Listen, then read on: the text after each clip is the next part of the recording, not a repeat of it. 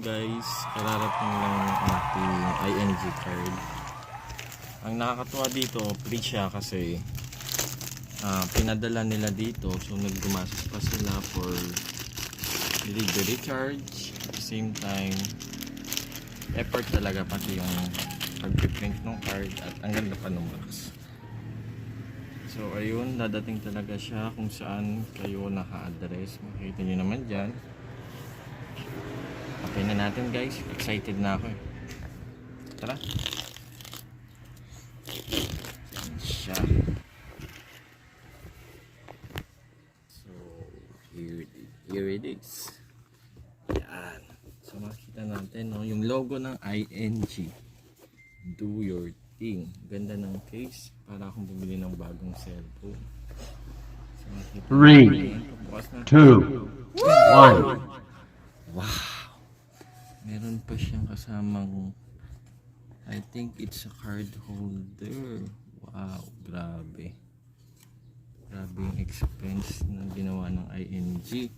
So guys, kung ako sa inyo, mag-apply na kayo ng ING kasi ito ay free of charge. Just present lang to valid IDs.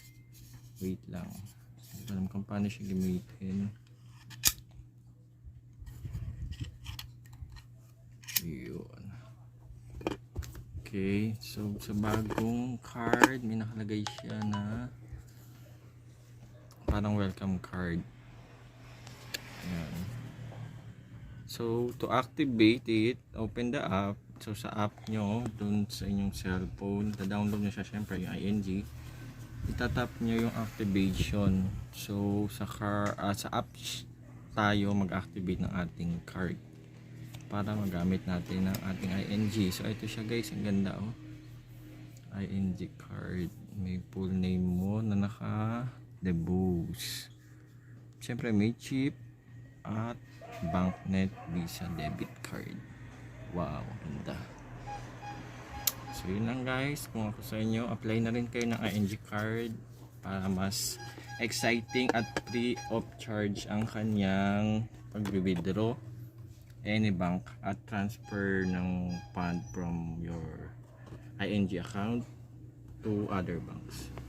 Okay, yun lang guys. Salamat sa panonood ng ating unboxing for ING debit card. Okay, keep on watching and subscribe kayo sa aming YouTube channel. Okay, thank you guys. Bye bye.